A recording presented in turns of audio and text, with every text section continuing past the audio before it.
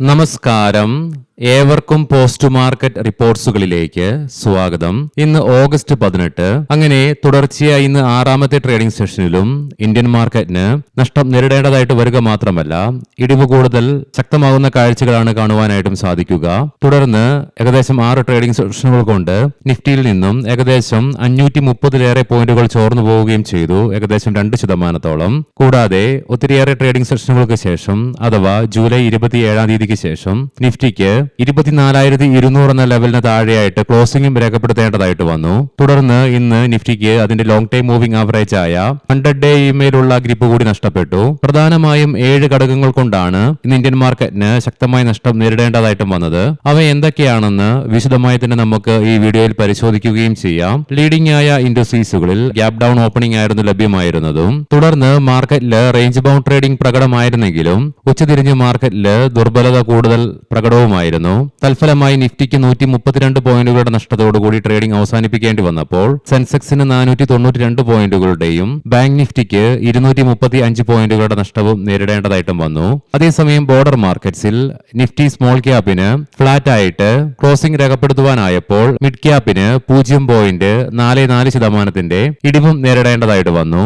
NSEയുടെ advance decline റേഷ്യോയില് 1346 സ്റ്റോക്കുകൾക്ക് നേട്ടത്തോടുകൂടിയും അതേസമയം 1720 സ്റ്റോക്കുകൾക്ക് നഷ്ടത്തോടുകൂടിയും trading അവസാനിപ്പിക്കേണ്ടതായിട്ടും വന്നു. Axis Bank, Max Health Care, Grasim Industries, M&M, Power Grid Corporation of India തുടങ്ങിയ സ്റ്റോക്കുകൾക്ക് ഇന്ന് നിഫ്റ്റി 50-ലെ ടോപ്പ് ഗെയിനേഴ്സ് ആയിട്ട് മാറുവാനായപ്പോൾ Asian Paints, Infosys, HCL tech, TMPV, Wipro തുടങ്ങിയ സ്റ്റോക്കുകൾക്ക് ടോപ്പ് ലൂസേഴ്സ് ആയിട്ട് മാറേണ്ടതായിട്ടും വന്നു. സെക്ടർ വൈസ് നോക്കുമ്പോൾ bank, finance, IT, metal and mining, capital goods, FMCG, chemicals, telecom, infrastructure, realty തുടങ്ങി ഒട്ടുമിക്ക മേഖലകൾക്കും ഇന്ന് നഷ്ടത്തോടുകൂടി ട്രേഡിംഗ് അവസാനിപ്പിക്കേണ്ടി വന്നപ്പോൾ health care, oil and gas, power, insurance തുടങ്ങിയ മേഖലകൾക്ക് മാത്രമേ നേരിയ നേട്ടത്തോടു കൂടിയിട്ടാണെങ്കിലും ഇന്ന് ട്രേഡിംഗ് അവസാനിപ്പിക്കുവാനുമായുള്ളൂ. ഇന്ത്യൻ രൂപയ്ക്ക് എണ്ണയുടെ വിലയിലുണ്ടായ ശക്തമായ വർധനവിന്റെ ഫലമായിട്ട് ഇന്നലെ ഉണ്ടായ ശക്തമായ ഇടിവിന് ശേഷം ഇന്നലത്തെ ക്ലോസിംഗ് ലെവലിൽ നിന്നും US ഡോളറിനെതിരെ 14 പൈസയ്ക്ക് അടുത്ത് ഇടിവാണ് ഇന്ത്യൻ രൂപയ്ക്ക് US ഡോളറിനെതിരെ നേരിടേണ്ടതായിട്ടും വന്നത്. വിവിധ ബ്രോക്കറേജുകളുടെ ഭാഗത്ത് നിന്നും കോൺഷ്യസ് ഔട്ട്ലുക്ക് സ്റ്റോക്കിന് നൽകിയ ഇതിനെ തുടർന്ന് കോൾഗേറ്റ് പാമോലിവിന്റെ സ്റ്റോക്കിൽ ഇന്ന് 3% ഇടിവ് intraday ബേസിസിൽ അനുഭവപ്പെട്ടപ്പോൾ Paras defence, Sen technologies തുടങ്ങിയ ഡിഫൻസ് സ്റ്റോക്കുകളില് ഇൻട്രാഡേ ബേസിസിൽ 8% ഉയർച്ചയും അനുഭവപ്പെട്ടു. ഇതിലേക്ക് പ്രധാനമായും നയിച്ചത് 405 ഐറ്റംസ്, 6 പോസിറ്റീവ് ഇൻഡിജിനൈസേഷൻ ലിസ്റ്റ് MOD അഥവാ പ്രതിരോധ മന്ത്രാലയം പുറത്തിറക്കിയതിനെ തുടർന്നാണ് ഇന്ന് ഡിഫൻസ് സ്റ്റോക്കുകളില് ഉയർച്ച രേഖപ്പെടുത്തുവാനും ഇടയാക്കിയത്. ഇന്നലെ നമ്മൾ കണ്ടിരുന്നു BSEയുടെ സ്റ്റോക്കിനെ ജെഫ്രീസ് ഡൗൺഗ്രേഡ് ചെയ്തത്.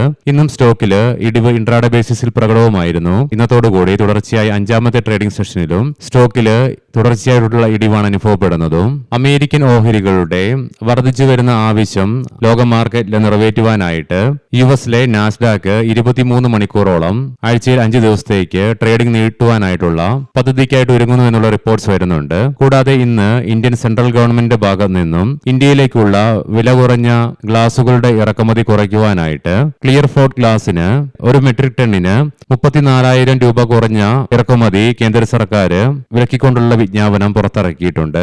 ആയതിനാൽ തന്നെ ഒരുപക്ഷെ ഇന്ന് നാളെയുമായിട്ട് ഗ്ലാസ് സ്റ്റോക്കുകൾ ഒരുപക്ഷെ ശ്രദ്ധ ആകർഷിച്ചേക്കാം. ഇനി നമുക്ക് ഇന്ന് സെൻസെക്സിൽ 500 പോയിന്റുകൾക്ക് അടുത്ത നഷ്ടത്തോടുകൂടിയും അതേസമയം നിഫ്റ്റിയില് 24,200 എന്ന ലെവലിനും താഴെയായിട്ട് വ്യാപാരം അവസാനിപ്പിക്കുവാൻ ഇടയാക്കിയ ഘടകങ്ങൾ എന്തൊക്കെയാണെന്ന് വിശദമായി തന്നെ പരിശോധിക്കാം. ഈ ആഴ്ചയിലെ മാർക്കറ്റ് ഔട്ട്ലുക്കിലും കൂടാതെ ഇന്നലത്തെയും ഇന്നത്തെയും റിപ്പോർട്ടുകളിൽ നമ്മൾ കണ്ടിരുന്നു. അതായത് നിലവിൽ ലോകം നേരിട്ടുകൊണ്ടിരിക്കുന്ന ഏറ്റവും വലിയ പ്രശ്നങ്ങളായ ഹോർമോസിലൂടെയുള്ള സഞ്ചാരപഥത്തെക്കുറിച്ച് ഇറാനും ഒമാനും തമ്മിൽ പുതിയ ധാരണയിലേക്ക് എത്തിച്ചേരുമെന്നുള്ള ഘട്ടം എത്തിച്ചേർന്നപ്പോൾ US പ്രസിഡന്റ് ഡൊണാൾഡ് ട്രംപിന്റെ ഭാഗത്ത് നിന്നും ഒഫൻസീവായിട്ടുള്ള പ്രഖ്യാപനങ്ങളാണ് വരികയും ചെയ്യുന്നത്. കൂടാതെ രാവിലെ നമ്മൾ പ്രീ മാർക്കറ്റ് റിപ്പോർട്ട്സിൽ കാണുകയും ചെയ്തു ഒമാനെതിരെ ട്രംപിന്റെ ഭീഷണി. എന്നാൽ അതേസമയം 2 ആഴ്ചയിലേറെ കാലമായിട്ട് US-ഉം ഇറാനും തമ്മിലുള്ള ചർച്ചകൾ നടക്കുന്നുണ്ടോ എന്ന കാര്യത്തിൽ പോലും സംശയമുണ്ട്. അവയെക്കുറിച്ചൊന്നുള്ള യാതൊരുവിധ അപ്ഡേറ്റ്സുകളും ഇല്ല. കാരണം നമ്മൾ ഒരാഴ്ചയ്ക്ക് മുന്നേ കണ്ടിരുന്നു ഇറാൻ നേതാവിന്റെ ഭാഗത്തു നിന്നും യുഎസിലെ ട്രംപിന്റെ കാലാവധി കഴിയുന്നതോടെ വരെ ഇറാൻ യാതൊരുവിധ ചർച്ചയ്ക്കും യുഎസുമായിട്ടില്ലെന്നുള്ള പ്രസ്താവന. ഇതിനുശേഷം നാളിതുവരെയും യുഎസും ഇറാനും തമ്മിൽ പുതിയ ചർച്ചകളൊന്നും നടത്താത്തതിനാൽ തന്നെ, മാത്രമല്ല ഇന്നലെ നമ്മൾ കണ്ട പോലെ തന്നെ യുഎസും ഇറാനും തമ്മിലുള്ള സീസ് ഫയർ കരാർ ഇന്നലത്തോടുകൂടി അവസാനിച്ചതിനെ തുടർന്ന് അത് ഗ്ലോബൽ മാർക്കറ്റിൽ ഉയർത്തുന്ന ആശങ്ക മൂലം എണ്ണയുടെ വില രാവിലത്തെ പോലെ തന്നെ തുടരുന്നുണ്ട്. ആയതിനാൽ തന്നെ ഇന്നലെ നമ്മുടെ മാർക്കറ്റ് അടച്ചതിനു ശേഷം ഇന്നലെ രാത്രിയിലും തുടർന്ന് ഇന്ന് രാവിലെയും എണ്ണയുടെ വിലയിൽ അനുഭവപ്പെട്ട ശക്തമായ ഉയർച്ചയും നിലവിലും ബ്രെന്റ് ക്രൂഡിന്റെ വില $91 എന്ന നിലയിലായിട്ടാണ് ട്രേഡ് ചെയ്യപ്പെടുന്നത്. മാത്രമല്ല ക്രൂഡ് ഓയിലിന്റെ വിലയും $85.10 പെർ ബാരൽ എന്ന നിലയിലായിട്ടാണ് ട്രേഡിംഗ് നടന്നുകൊണ്ടിരിക്കുന്നതും. ഇന്നും എണ്ണയുടെ വിലയിൽ യാതൊരുവിധ ശമനവുമില്ല. കൂടാതെ നമ്മൾ കണ്ട മുൻപ് പറഞ്ഞ കാരണങ്ങൾ കൊണ്ട് തന്നെ ഇന്നലത്തെ പോലെ തന്നെ ഇന്നും ഗ്ലോബൽ ക്യൂസ് വീക്ക് ആവുന്ന കാഴ്ചകൾ തന്നെയാണ് ഇന്നും ഗ്ലോബൽ മാർക്കറ്റിൽ കാണുവാനായിട്ട് സാധിക്കുക. കാരണം ഇന്നലെ യുഎസ് മാർക്കറ്റുകൾക്ക് നഷ്ടത്തോടുകൂടി തന്നെ വ്യാപാരം അവസാനിപ്പിക്കേണ്ടി വന്നു എന്ന് മാത്രമല്ല, ഇന്ന് ഏഷ്യൻ മാർക്കറ്റ്സിൽ ആകെ ഹോങ്കോങ്, ഇന്തോനേഷ്യൻ, ചൈനീസ് മാർക്കറ്റുകൾക്ക് മാത്രമേ നേരിയതാണെങ്കിലും നേട്ടത്തോടുകൂടി ട്രേഡിംഗ് അവസാനിപ്പിക്കുവാനായുള്ളൂ. ബാക്കി ഇന്ത്യ ഉൾപ്പെടെ എല്ലാ മാർക്കറ്റുകൾക്കും നഷ്ടത്തോടുകൂടി തന്നെയാണ് ട്രേഡിംഗ് അവസാനിപ്പിക്കേണ്ടതായിട്ട് വന്നതും. ആയതിനാൽ തന്നെ ഗ്ലോബൽ ക്യൂസ് വീക്കായിട്ട് തുടർന്നതും. ഇന്നലെ വിദേശ ധനകാര്യ സ്ഥാപനങ്ങൾ ഈ കലണ്ടർ മാസത്തിലെ ഏറ്റവും വലിയ തുകയ്ക്ക് അഥവാ 2535.10 കോടി രൂപയ്ക്കാണ് അവരുടെ ഭാഗത്ത് നിന്നുള്ള സെല്ലിംഗ് അപ്രതീക്ഷിതമായി തന്നെ വരികയും ചെയ്തത്. ഇത് തുടർച്ചയായി വീക്ക്ലി ബേസിസിൽ 3 ആഴ്ചകളിലെ ബൈങ്ങിന് ശേഷമായിരുന്നു വിദേശ ധനകാര്യ സ്ഥാപനങ്ങൾ ഇന്നലെ അവരുടെ ഭാഗത്തു നിന്നുള്ള സെല്ലിംഗ് വളരെ ശക്തമാക്കുന്ന കാഴ്ചയും കാണുവാനായിട്ട് സാധിക്കുക.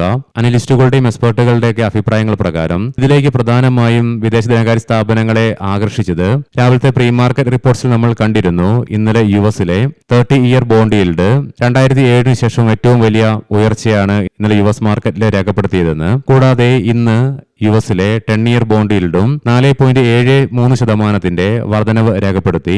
യുഎസിലെ ബോണ്ട് ഈൽഡ് വർദ്ധിക്കുമ്പോൾ ഇന്ത്യ പോലുള്ള എമർജിംഗ് മാർക്കറ്റുകളെ സംബന്ധിച്ചിടത്തോളം അത് ക്ഷീണമേൽപ്പിക്കും. കാരണം വിദേശ ധനകാര്യ സ്ഥാപനങ്ങൾ ഇന്ത്യയിൽ നിന്നും വിറ്റിറങ്ങിക്കൊണ്ട് വീണ്ടും യുഎസിലേക്ക് ചേക്കാറാനുള്ള പ്രവണത വർദ്ധിക്കും. കാരണം യുഎസിലെ ബോണ്ട് ഈൽഡിൽ നിന്നും മാന്യമായിട്ടുള്ള ഒരു റിട്ടേൺ വളരെ റിസ്ക് ഇല്ലാതെ തന്നെ അവർക്ക് കൈവരിക്കുവാൻ സാധിക്കുമെന്നുള്ളതിനാൽ തന്നെ ഇന്നലെ മുതൽ യുഎസ് ബോണ്ട് ഈൽഡ് ഹീറ്റപ്പ് ആകുന്നത് ഇന്നും നാളെയുമായിട്ട് തുടരുകയാണെങ്കിൽ തീർച്ചയായിട്ടും വരും ദിവസങ്ങളിൽ ഇന്ത്യൻ ക്യാഷ് മാർക്കറ്റിൽ നിന്നും വിദേശ ധനകാര്യ സ്ഥാപനങ്ങൾ ശക്തമായി തന്നെ വിറ്റിറങ്ങാനുള്ള സാധ്യതകളുമുണ്ട്. എണ്ണയുടെ വിലയിൽ ഉണ്ടാകുന്ന ഉയർച്ചയുടെ ഫലമായിട്ട് യുഎസ് ഡോളർ ശക്തി ആർജിക്കുന്നതിന്റെ ഫലമായി ഇന്നലെയും ഇന്ത്യൻ രൂപയ്ക്ക് യുഎസ് ഡോളറിനെതിരെ ശക്തമായ ഇടിവ് നേരിടേണ്ടി വന്നെങ്കിലും ഇന്നും ഏകദേശം 14 പൈസയുടെ ഇടിവ് നേരിടേണ്ടി വന്നതും നമ്മുടെ മാർക്കറ്റിന് ക്ഷീണമേൽപ്പിച്ചപ്പോൾ ഇന്നലെ 1.25% ഇടിവ് രേഖപ്പെടുത്തി ഇന്ത്യൻ IT മേഖലയ്ക്ക് ഇന്ന് 1.93% നഷ്ടത്തോടുകൂടി അഥവാ 594 പോയിന്റുകളുടെ ഇടിവാണ് നേരിടേണ്ടതായിട്ട് വന്നത്.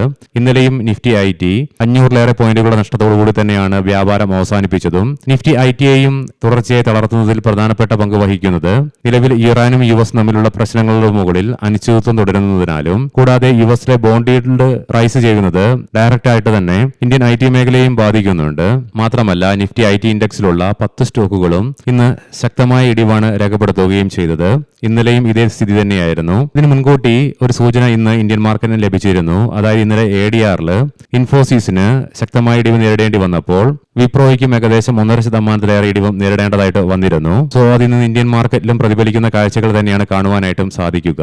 ഈ പറഞ്ഞ കാരണങ്ങൾ കൊണ്ടൊക്കെയാണ് ഇന്നും ഇന്ത്യൻ മാർക്കറ്റിൽ ഇടിവ് തുടരേണ്ടതായിട്ട് വരിക മാത്രമല്ല ഇടിവ് നേരിയ തോതിൽ ശക്തമാകുന്ന കാഴ്ചയും കാണുവാൻ ഇടയാക്കിയത്. കൊമോഡിറ്റിയിൽ ഗോൾഡിന്റെ വിലയിൽ 0.5% അഥവാ $24 ഇടിവ് അനുഭവപ്പെടുന്നുണ്ട്. 4395.36 പെർ ഔൺസ് എന്ന നിലയിലായിട്ടാണ് ഗോൾഡിൽ ട്രേഡിംഗ് നടന്നുകൊണ്ടിരിക്കുന്നതും. ഇനി നമുക്ക് ഇന്നത്തെ പ്രധാനപ്പെട്ട സ്റ്റോക്കിംഗ് ന്യൂസുകൾ പരിശോധിക്കാം. മുൻകൂട്ടി ഓർമ്മിപ്പിച്ചുകൊള്ളട്ടെ, ഇത് ഒരു ബൈ ഓർ സെൽ റെക്കമെൻഡേഷൻ അല്ല. മിൽക്കി മിസ്റ്റ് സ്റ്റോക്ക് ഇന്ന് NSEയിലും BSEയിലും മെയിൻ ബോർഡിലേക്ക് IPO പ്രൈസിൽ നിന്നും 18% പ്രീമിയത്തിന്റെ നേട്ടത്തോടുകൂടി ലിസ്റ്റ് ചെയ്യപ്പെട്ടു. ഐസ് മേക്ക് റെഫ്രിജറേഷൻ ജപ്പാൻ ആസ്ഥാനമായുള്ള ഗലീലി ഹോൾഡിംഗ് കമ്പനിയിൽ 180 കോടി രൂപയുടെ നിക്ഷേപം നടത്തുമെന്നുള്ള റിപ്പോർട്ട്സ് വന്നിട്ടുണ്ട്. കിൽബോൺ എഞ്ചിനീയറിംഗ് കമ്പനിയുടെ പ്രൊമോട്ടർ ഗ്രൂപ്പായ Ekta Credit Private Limited open market transaction വഴി 25,000 ഷെയർസ് സ്റ്റോക്കിൽ വാങ്ങി. പിരമൽ ഫാർമ ബയോളജിക് മരുന്ന് വികസന ശേഷി വർദ്ധിപ്പിക്കുന്നതിനായിട്ട് 76 കോടി രൂപയ്ക്ക് യാപ്പൻ ബയോയിൽ അധികമായി 40.67% ഓഹരി കൂടി സ്വന്തമാക്കി. ഈ കമ്പനി. ഇതോടെ കമ്പനിയുടെ ഓഹരി പങ്കാളിത്തം 74% ഉയരുകയും യാപ്പോൻ ബയോയെ ഒരു അസോസിയേറ്റ് കമ്പനിയിൽ നിന്ന് സബ്സിഡിയറി കമ്പനിയായി മാറുകയും ചെയ്തു. ഗോൾഡിയം ഇന്റർനാഷണൽ 50 കോടി രൂപയുടെ എക്സ്പോർട്ട് ഓർഡർ കമ്പനിക്ക് ലഭിച്ചു. MTNL സേവന നിലവാര ചട്ടങ്ങൾ ലംഘിച്ചതിന് ടെലികോം റെഗുലേറ്ററി അതോറിറ്റി ഓഫ് ഇന്ത്യയിൽ നിന്ന് 12 ലക്ഷം രൂപയുടെ പിഴയടയ്ക്കാനുള്ള ഡിമാൻഡ് നോട്ടീസ് കമ്പനിക്ക് ലഭിച്ചു. നാൽക്കോ ശ്രീ നിരഞ്ജനെ കമ്പനിയുടെ ബോർഡിൽ 3 വർഷത്തേക്ക് part time non official independent ഡയറക്ടറായിട്ട് നിയമിച്ചു. Kelton Tech Solutions Asian Development ബാങ്കിൽ നിന്ന് എമർജിംഗ് എക്സലൻസ് അവാർഡ് കമ്പനിക്ക് ലഭിച്ചു. BHEL ജൂൺ 30 ശേഷം LIC സ്റ്റോക്കിൽ നിന്നും 1.41 കോടി ഓഹരികൾ വിറ്റു. ഇതിനെ തുടർന്ന് ഓഹരി പങ്കാളിത്തം 6% നിന്ന് 5.61% കുറയുകയും ചെയ്തു. മെഗലാനിക് ക്ലൗഡ് ഉപകമ്പനിക്ക് Dedicated Freight Corridor Corporation of India ലിമിറ്റഡിൽ നിന്ന് 8.9 കോടി രൂപയുടെ കരാർ ലഭിച്ചു. ഐനോക്സ് ക്ലീൻ എനർജി ബ്ലാക്ക് സ്റ്റോണിന്റെ ഉടമസ്ഥതയിലുള്ള GIP വീന എനർജിയെ 6000 കോടി രൂപയുടെ ഏറ്റെടുക്കൽ കമ്പനി പൂർത്തിയാക്കി. ലെൻസ്കാർട്ട് കമ്പനി ചൈനയില് പുതിയൊരു ഉപസ്ഥാപനം ആരംഭിക്കുന്നു എന്നുള്ള റിപ്പോർട്ട്സ് വന്നിട്ടുണ്ട്.